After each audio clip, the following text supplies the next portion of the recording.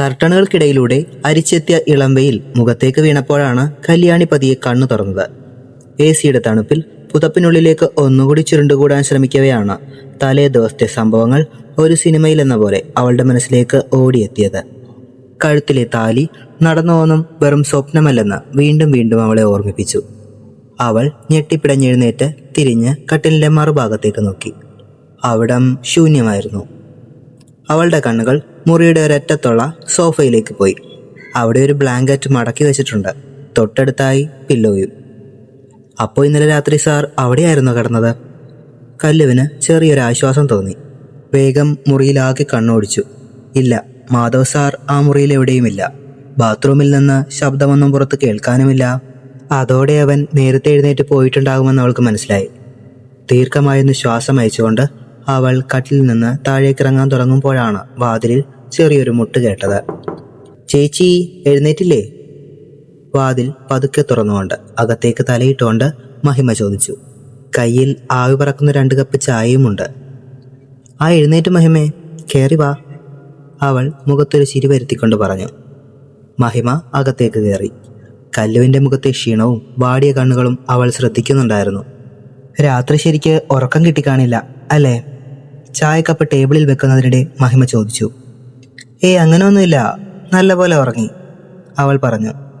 ചേച്ചി എന്നോട് കള്ളം പറയണ്ട, ആ മുഖം കണ്ടാലേ അറിയാം ഉറങ്ങിയിട്ടില്ല എന്ന്. മഹിമ ബെഡിൻ്റെ അരികിലായി വന്നിരുന്നു. ഇത്ര നേരമായിട്ടും താഴോട്ട് കാണാണ്ടായപ്പോൾ അമ്മയാ പറഞ്ഞത് ചേച്ചീനെ വിളിച്ചുകൊണ്ട് വരാൻ. ഏട്ടനാണെങ്കിൽ രാവിലെ 5 മണിക്ക് എഴുന്നേക്കും. എന്നിട്ട് ജോഗിങ്ങിന് പോകും. പിന്നെ വർക്കൗട്ട് ചെയ്യും. ഗാർഡനൊക്കെ നനക്കും. എന്നിട്ടൊരു കുളി. പിന്നെ പത്രം വായിക്കും. എന്നിട്ടേ വേറെ ഒന്നും ചെയ്യൂ. മൂപ്പരെന്നും അങ്ങനെയാ. ഭയങ്കര ഡെഡിക്കേഷൻ അല്ലേ? മഹിമ അവനെ കളിയാക്കിക്കൊണ്ട് പറഞ്ഞു. ഡെഡിക്കേഷൻ അല്ല, ഭ്രാന്ത്. കോഴി പോലും എനിക്കില്ല ഈ നേരത്ത്. ദൈവമേ, ഏത് കഷ്ടകാലം പിടിച്ച നേരത്താണോ ഈ കല്യാണത്തിന് കെട്ടിയെടുക്കാൻ തോന്നിയത്? കല്ലു പതുക്കനെ പിറുവിറുത്തു. മഹിമ കല്ലുവിനെ തന്നെ നോക്കി നിൽക്കുകയായിരുന്നു. ആ കണ്ണുകളിലെ സങ്കടം മഹിമയ്ക്ക് എളുപ്പം വായിച്ചെടുക്കാമായിരുന്നു. ചേച്ചി, മഹിമ പതിയെ വിളിച്ചുകൊണ്ട് കല്ലുവിൻ്റെ കരം കവർന്ന് തൻ്റെ കൈകൾക്കുള്ളിലാക്കി. എനിക്കറിയാം ചേച്ചിയെ സംബന്ധിച്ച് ഈ കല്യാണം തികച്ചും അപ്രതീക്ഷിതമായിരുന്നെന്ന്. ഒട്ടും താല്പര്യമില്ലാതിരുന്നിട്ടും എല്ലാവർക്കും വേണ്ടി സമ്മതിക്കേണ്ടി വന്നതാണെന്നോ. പക്ഷേ ഏട്ടൻ ചേച്ചി വിചാരിക്കുന്ന പോലെ അത്ര മോശം ആളൊന്നും അല്ല കേട്ടോ. പുറമേ ഭയങ്കര ഗൗരവമാണ്. ആരോടും അധികം സംസാരിക്കില്ല. ഈഗോ ഇച്ചിരി കൂടുതലാണ്. പക്ഷേ ഉള്ളിൻ്റെ ഉള്ളിൽ ഒത്തിരി സ്നേഹമുള്ള ആളാ. ചേച്ചി ഒന്ന് സമയം കൊടുക്കുക, എല്ലാം ശരിയാവും. എനിക്ക് ഉറപ്പാണ്. കുറേ അങ്ങ് കഴിയുമ്പോൾ കല്ലു ചേച്ചി എൻ്റെ പാവ ഏട്ടനെ ഒത്തിരി സ്നേഹിച്ചു പോവും. കല്ലു ചായ ഒരിറക്ക് കുടിച്ചുകൊണ്ട് അവളെ തന്നെ നോക്കി. ആഹാ, ആ മുരടൻ മാഷിനെ സ്നേഹിക്കാൻ, അതും ഈ ഞാൻ. നടന്നത് തന്നെ. പാവം ഇവൾക്കറിയില്ലല്ലോ, ഇന്നലെ രാത്രി ഇവളുടെ അപ്യാവൻ ചേട്ടനും ഞാനും തമ്മിൽ നടന്ന 3-ാം ലോക മഹായുദ്ധവും അവസാനം ഇനി അങ്ങോട്ട് പരസ്പരം യാതൊരു ബന്ധവും ഉണ്ടാവില്ലെന്ന് ഒരു സമാധാന ഉടമ്പടി ഉണ്ടാക്കിയ കാര്യമൊന്നും കല്ലു മനസ്സിലോർത്തു. എങ്കിലും അവളത് പുറത്തു കാണിക്കാതെ തലയാട്ടി. 2 പേരും കാപ്പി കുടിച്ചുകൊണ്ട് കുറച്ചു നേരം സംസാരിച്ചിരുന്നു. മഹിമയുടെ തോരാതെയുള്ള സംസാരം കേട്ടപ്പോൾ കല്ലുവിൻ്റെ ഉള്ളിലെ പിരിമുറുക്കം പതുക്കെ അയഞ്ഞു തുടങ്ങിയിരുന്നു. ഫ്രഷായി മഹിമയോടൊപ്പം കല്ലു താഴേക്ക് ചെന്നപ്പോൾ അവിടെ ബ്രേക്ക്ഫാസ്റ്റിനുള്ള തയ്യാറെടുപ്പ് നടക്കുകയായിരുന്നു. മാധവാണെങ്കിൽ സെറ്റിയിലിരുന്ന് പത്രം വായിക്കുന്നു. ഒരു ബ്ലാക്ക് കളർ ട്രാക്ക് പാൻറ്റും വെള്ള നിറത്തിലുള്ള ടീഷർട്ടുമാണ് ആളുടെ വേഷം. മുഖത്ത് പതിവ് ഗൗരവമുണ്ട്. കുളിച്ചു വന്നതേ ഉള്ളൂ എന്ന് തോന്നുന്നു. മുടിയിഴകൾ ഈറനായിട്ടുണ്ട്. അവനറിയാത്ത വിധം പത്രത്തിലേക്കൊന്ന് ഊളിയിട്ട് നോക്കി. ഇംഗ്ലീഷ് പത്രമാണെന്ന് കണ്ടതും ഇങ്ങേർക്കെന്താ തല കോളാണോ എന്നൊരർത്ഥത്തിൽ ചുണ്ടുകൂട്ടി അവനെ നോക്കി. പെട്ടെന്ന് മാധവും തലയുയർത്തി അവളെ നോക്കി. അപ്രതീക്ഷിതമായ അവൻ്റെ ആ നീക്കത്തിൽ കല്ലു ഒന്ന് നടുങ്ങിപ്പോയി.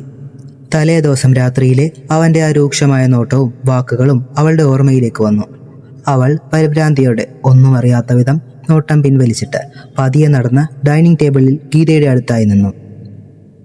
കല്ലുമോളോ, വാ വന്നിരിക്കെ, ഞാൻ കഴിക്കാനെടുക്കാം. മോൾക്ക് ഉറക്കമൊക്കെ നന്നായിരുന്നോ? ഗീത സ്നേഹത്തോടെ ചോദിച്ചു. നന്നായിരുന്നു ആൻറ്റി, കല്ലു പതിയെ പറഞ്ഞു. ആൻറ്റിയെന്നോ? അതെന്ത് വിളിയാ മോളെ?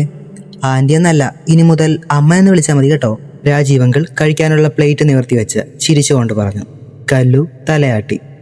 അല്പനേരത്തിനകം മാധവും പത്രം മടക്കി വെച്ച് ഡൈനിങ് ടേബിളിൽ കല്ലുവിൻ്റെ എതിർവശത്തുള്ള ചെയറിലേക്ക് വന്നിരുന്നു. ഒരു വാക്കുപോലും ആരോടും മിണ്ടിയില്ല. പ്ലേറ്റിലേക്ക് ദോശ എടുത്തു വെച്ച് സമാധാനത്തോടെ കഴിക്കാൻ തുടങ്ങി. ഒന്നും സംഭവിച്ചിട്ടില്ല, കല്ലു എന്നൊരാളെ അവിടെയില്ല എന്നതുപോലെയായിരുന്നു അവൻ്റെ പെരുമാറ്റം. എല്ലാവരും ഭക്ഷണം കഴിക്കുന്നതിനിടയിലാണ് മാധവ് വളരെ സാധാരണമായൊരു കാര്യം പറയുന്നത് പോലെ അത് പറഞ്ഞത്. അച്ഛാ, ഞാൻ നാളെ മുതൽ കോളേജിൽ പോയി തുടങ്ങും. അത് കേട്ട് എല്ലാവരും അവനെ നോക്കി. കല്ലു ഞെട്ടി കഴിച്ചുകൊണ്ടിരുന്ന ദോശ തൊണ്ടയിൽ കുരുങ്ങി ചുമച്ചു പോയി. നാളെയോ? മാധവ്, നീ എന്തായി പറയുന്നേ? ഇന്നലെയല്ലേ വിവാഹം കഴിഞ്ഞത്? അതും ഇന്നലെ രാത്രി വരെ എത്ര ടെൻഷനിലായിരുന്നു നമ്മളെല്ലാവരും. എന്നിട്ട് ഇത്ര പെട്ടെന്ന് കോളേജിൽ പോകാനോ? നീ സമ്മതിച്ചതല്ലേ 2 ആഴ്ചത്തേക്ക് ലീവ് എടുക്കാമെന്ന്? ഗീതയുടെ സ്വരത്തിൽ അത്ഭുതവും നേരിയ ദേഷ്യവും ഉണ്ടായിരുന്നു. മാധവ് സാവധാനം വെള്ളം കുടിച്ചിട്ട് അമ്മയെ നോക്കി. അതിനിപ്പോൾ എന്താ, ചടങ്ങുകളെല്ലാം കഴിഞ്ഞല്ലോ. ശരിയാണ്, കുറച്ച് ദിവസം ലീവ് എടുക്കാമെന്ന് ഞാനും പറഞ്ഞിരുന്നു. പക്ഷേ എന്നോട് ചോദിച്ചിട്ടല്ല യൂണിവേഴ്സിറ്റി എക്സാം ഡേറ്റ് ഡിക്ലെയർ ചെയ്യുന്നത്. സെക്കൻഡ് ഇയേഴ്സിന് സിലബസ് തീർക്കാനുണ്ട്. വേറെയും ഒരുപാട് വർക്കുകൾ പെൻഡിങ് ഉണ്ട്. അതുകൊണ്ട് എനിക്ക് പോയേ പറ്റൂ, അവൻ ഉറച്ച ശബ്ദത്തിൽ പറഞ്ഞു. അയ്യേ, എന്താ ഏട്ടാ ഇത്? കല്യാണം കഴിഞ്ഞ് പിറ്റേ ദിവസം തന്നെ ജോലിക്ക് പോകുന്ന ഏതേലും മനുഷ്യന്മാരുണ്ടാവുമോ ഈ ലോകത്ത്? അവൻ്റെ ന്യായീകരണം കേട്ട് മഹിമയും ഇടപെട്ടു. അത് കേട്ട് മാധവ് അവളെ കടുപ്പിച്ചൊന്ന് നോക്കി. ആ നോട്ടത്തിൽ അവൾ വായടച്ച് നല്ല കുട്ടിയായിരുന്നു. എന്നാലും വിവാഹം കഴിഞ്ഞ് 3-ാം ദിവസം ജോലിക്ക് പോവുക എന്നൊക്കെ വെച്ചാൽ ആളുകൾ എന്ത് വിചാരിക്കും? ഗീത വീണ്ടും ചോദിച്ചു. ആര് എന്ത് വേണമെങ്കിലും വിചാരിക്കട്ടെ, അതൊന്നും എന്നെ ബാധിക്കുന്ന കാര്യമല്ല. ഞാൻ എൻ്റെ തീരുമാനം പറഞ്ഞു കഴിഞ്ഞു. നാളെ മുതൽ ഞാൻ ഡ്യൂട്ടിക്ക് പോകും, അത്ര തന്നെ. തറപ്പിച്ച് പറഞ്ഞുകൊണ്ട് കൂടുതലൊന്നും പറയാൻ മെനക്കെടാതെ അവൻ കഴിപ്പ് തുടർന്നു. ഗീതയ്ക്ക് മകൻ്റെ സ്വഭാവം നന്നായി അറിയായിരുന്നു. അവനൊരു കാര്യം തീരുമാനിച്ചാൽ പിന്നെ അതിൽ നിന്ന് ആർക്കും മാറ്റാൻ കഴിയില്ല. അവരൊരു നെടുവീർപ്പോടെ കല്ലുവിൻ്റെ നേർക്ക് തിരിഞ്ഞു. അവൻ പോവുകയാണെങ്കിൽ പോട്ടെ മോളെ, അവൻ അങ്ങനെയാ ചില നേരത്ത്. മോളെന്തായാലും 1 ആഴ്ച ലീവ് എടുത്തോ, കുറച്ച് ദിവസം ഇവിടെ നിൽക്കുക. പെട്ടെന്ന് നടന്നൊരു വിവാഹമല്ലേ, അതിൻ്റെ ക്ഷീണമൊക്കെ ഒന്ന് മാറട്ടെ, അവർ പറഞ്ഞു. കല്ലുവിൻ്റെ ഉള്ളിൽ എന്തെന്നില്ലാത്ത സന്തോഷം തോന്നി. ഹോ, രക്ഷപ്പെട്ടു. 1 ആഴ്ചയെങ്കിൽ 1 ആഴ്ച ആ പരട്ട കോളേജും ഈ കാലൻ്റെ തിരുമോന്തയും കാണാതിരിക്കാമല്ലോ. പിന്നെ വീട്ടിൽ തിരിച്ചു വരുമ്പോൾ കുറച്ചു നേരം സഹിച്ചാൽ മതിയാവുമല്ലോ. എന്തൊരു സമാധാനം, അവൾ മനസ്സിലോർത്തു. മുഖത്തൊരു നേർത്ത ചിരി വിരിഞ്ഞു. പക്ഷെ ആ സന്തോഷത്തിന് ഒട്ടും ആയുസുണ്ടായിരുന്നില്ല. പെട്ടെന്നാണ് മാധവ് വീണ്ടും എന്തോ പറഞ്ഞത്. കോളേജിൽ ഇൻറ്റേർണൽ എക്സാംസ് ഒക്കെ തുടങ്ങാറായി. അറ്റൻഡൻസ് ഷോർട്ടേജ് ഉള്ളവരെയൊന്നും എക്സാം എഴുതിപ്പിക്കേണ്ടെന്നാണ് പ്രിൻസിപ്പലിൻ്റെ ഓർഡർ. പോരാത്തതിന് കണ്ടോണേഷനും വരും.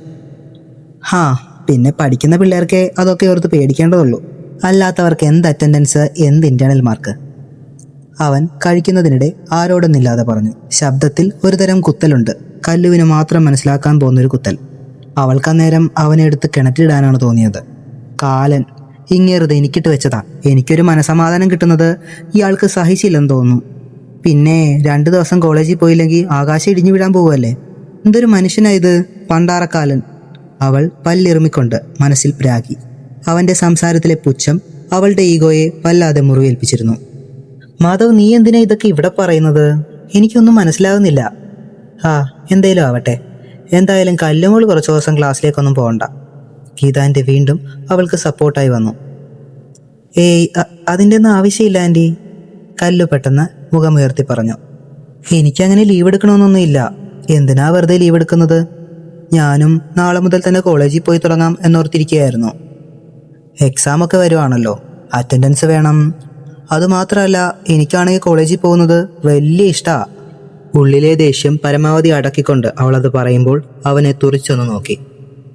എത്ര മറച്ചു വെച്ചിട്ടും അവളുടെ മുഖത്തെ ദേഷ്യം അവന് കൃത്യമായി വായിച്ചെടുക്കാമായിരുന്നു. അവൻ്റെ ചുണ്ടിലൊരു നേർത്ത പരിഹാസച്ചിരി മിന്നിമറഞ്ഞു. ദുഷ്ടൻ. കല്ലു അവൻ്റെ ഭാവം കണ്ട് കണ്ണുരുട്ടി. ബ്രേക്ക്ഫാസ്റ്റ് കഴിഞ്ഞ് കുറച്ച് കഴിഞ്ഞപ്പോഴാണ് അവിചാരിതമായി കോളിംഗ് ബെൽ മുഴങ്ങുന്ന ശബ്ദം കേട്ടത്. കല്ലു തന്നെയാണ് പോയി വാതിൽ തുറന്നത്. മുന്നിൽ നിൽക്കുന്നവരെ കണ്ടതും അവളുടെ ശ്വാസം ഒരു നിമിഷം നിലച്ചു. അച്ഛനും അമ്മയും. അവരെ കണ്ടപ്പോൾ ഇന്നലെ മുതൽ അവൾ ഉള്ളിലൊതുക്കി പിടിച്ചിരുന്ന സങ്കടവും വേദനയുമെല്ലാം ഒരു പേമാരി കണക്കി പുറത്തേക്ക് കുതിച്ചു വന്നു. അവൾ ഓടിച്ചെന്ന് ശ്രീദേവിയെ കെട്ടിപ്പിടിച്ചു. ആ നെഞ്ചിലേക്ക് മുഖം പൂഴ്ത്തിയപ്പോൾ കണ്ണുകളിൽ നിന്ന് ചുടുകണ്ണീർ ധാരയായി ഒഴുക്കി തുടങ്ങിയിരുന്നു. ശ്രീദേവിയും മകളെ മുറുകെ പുണർന്നു. അവരുടെ കണ്ണുകളും നിറഞ്ഞിരുന്നു. കരയാതെ മോളെ, അമ്മയും അച്ഛനും അങ്ങ് എത്തിയല്ലോ. ശ്രീദേവി അവളുടെ ചുമലിൽ തലോടിക്കൊണ്ട് പതുക്കെ പറഞ്ഞു. വേണു അടുത്തു വന്ന് മകളുടെ ശിരസിൽ വാത്സല്യത്തോടെ കൈവച്ചു. ഗീതയും രാജീവും അവരെ സ്വീകരിച്ചിരുത്തി. എന്തൊക്കെയോ സംസാരിച്ചു. ശബ്ദം കേട്ട് മാധവും അവിടേക്ക് വന്നു. അവൻ വളരെ ബഹുമാനത്തോടെയാണ് അവരോട് സംസാരിച്ചതെങ്കിലും അവൾക്കവർ അവനോട് സംസാരിക്കുന്നത് ഇഷ്ടമായില്ല. സമയം വേഗത്തിൽ കടന്നുപോയി. കുറച്ചുനേരം സംസാരിച്ചിരുന്ന ശേഷം വേണുവും ശ്രീദേവിയും ഇറങ്ങാൻ തയ്യാറെടുത്തു.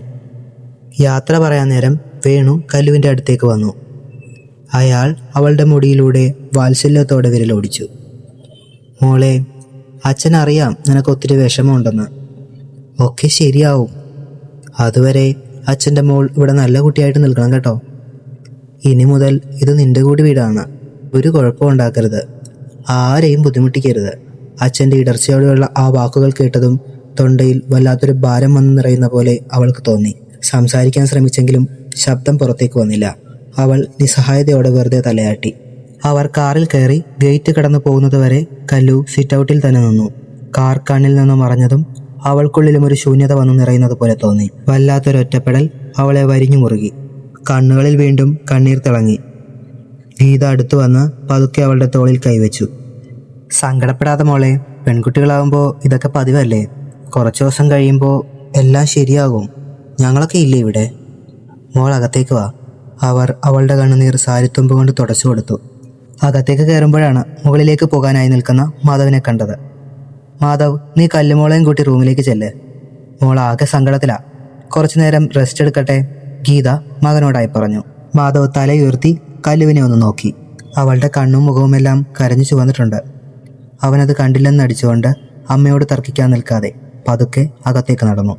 മോള് അവൻ്റെ കൂടെ ചെല്ല്, ഗീത കല്ലുവിനോടായി പറഞ്ഞതും അവൾ അവരെ ഒന്ന് നോക്കിയിട്ട് മടുപ്പോടെ അവൻ്റെ പിന്നാലെ നടന്നു. മുകളിലേക്കുള്ള പടികൾ കയറുമ്പോൾ ഇരുവരും പരസ്പരമൊന്നും മിണ്ടിയില്ല. കല്ലുവിന് ഒട്ടും താല്പര്യമില്ലായിരുന്നു അവനോടൊപ്പം ആ മുറിയിലേക്ക് പോകാൻ. അന്നേരവും അവളുടെ ഉള്ളിൽ അച്ഛനും അമ്മയും പോയതിൻ്റെ സങ്കടം ഇരമ്പുകയായിരുന്നു. ബെഡ്റൂമിൻ്റെ വാതിൽക്കലെത്തിയതും മാധവ് ഡോർ തുറന്ന് അകത്തേക്ക് കയറി. പിന്നാലെ കല്ലുവും. സങ്കടവും മനസ്സിൽ കിടന്നു മുറുകുന്ന ചിന്തകളും കാരണം അവൾ ചുറ്റുമുള്ളതൊന്നും ശ്രദ്ധിച്ചിരുന്നില്ല. മുന്നോട്ടേക്ക് കാലെടുത്തു വെച്ചതും അവിടെയുണ്ടായിരുന്നൊരു ടേബിളിൽ അവളുടെ കാൽപാദം ശക്തിയിൽ ചെന്നിടിച്ചു. വേദന കൊണ്ട് അവൾ ഒച്ചവെച്ചു പോയി. കാൽ തെന്നി ബാലൻസ് തെറ്റി മുന്നോട്ടേക്ക് വീഴാനാഞ്ഞു. ശബ്ദം കേട്ട് തിരിഞ്ഞു നോക്കിയ മാധവ് അപ്രതീക്ഷിതമായ ആ വീഴ്ചയിൽ ഒന്ന് പകച്ചുപോയി. അവൻ അവളുടെ ഇടുപ്പിലൂടെ കൈ ചുറ്റി വീഴാതെ താങ്ങു നിർത്താൻ ശ്രമിച്ചതും അവൾ തൻ്റെ ഇരു കൈകളും അവൻ്റെ ടീഷർട്ടിൽ മുറുകെ പിടിച്ചു വലിച്ച് അവനുമായി ആ തണുത്ത നിലത്തേക്ക് വീണുപോയതും ഒരേ നിമിഷത്തിലായിരുന്നു.